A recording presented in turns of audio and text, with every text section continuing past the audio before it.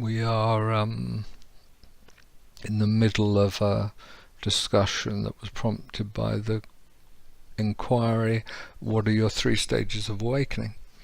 3 stages of awakening are what we call now the way of sacred attention, which is one of the central topics, subjects, endeavours in the Centre for Human Awakening.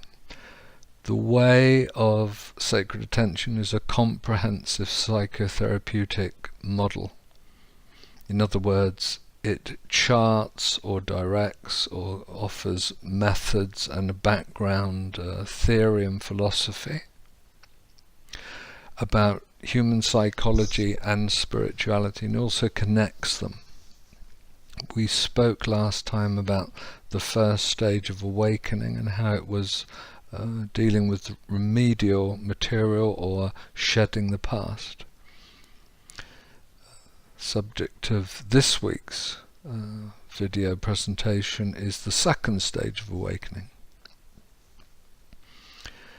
And we also mentioned last time that the first stage of awakening is not dissimilar to counselling and therapy and other healing modalities and models, except for a somewhat vague or shady kind of area which has been epitomized by individuation, the journey to wholeness, self-actualization, and many other terms to describe something which wasn't always, over the last 120 years of Western psychology, all that well or clearly defined.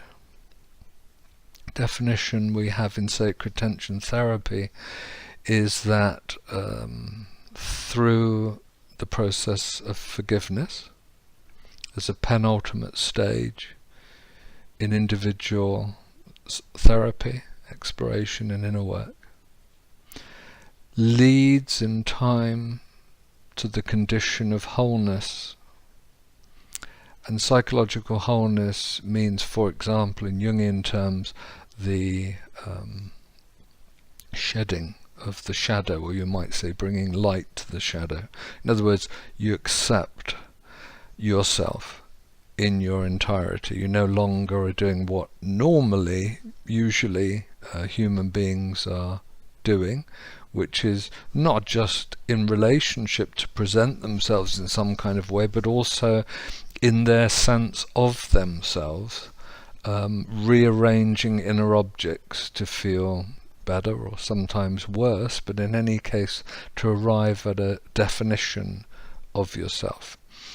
Rather in the dispelling of the shadow, so we had the third way of looking at it, we had bringing light to the shadow, we had releasing the shadow. It's a metaphor.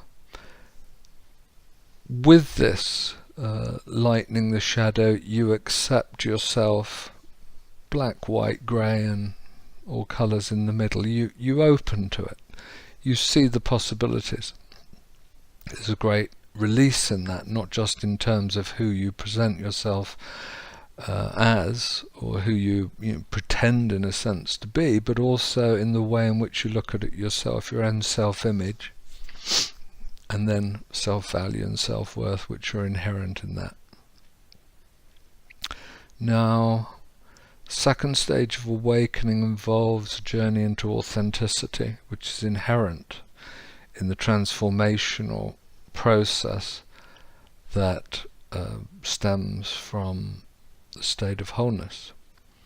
There's really nowhere else to go. The authentic self reveals itself, in other words, for the first time, without inhibition, without censorship. You embrace who you are. It doesn't mean you do anything you want to do, it doesn't mean you get everything that you desire, and it doesn't mean you behave like a bull goose loony. What it means is that you are now no longer subject to limitations of self, and that you can responsibly deal with who you are in relationship to the outside, and also this place, this borderline, this connecting tissue, if you will, which is how you feel, how you sense in your being, and how you act, how you are in the outside world. And there's a place here. It may be here, it may be here, and it may be further in, but it's the place of relationship. It's the place where inner and outer meet.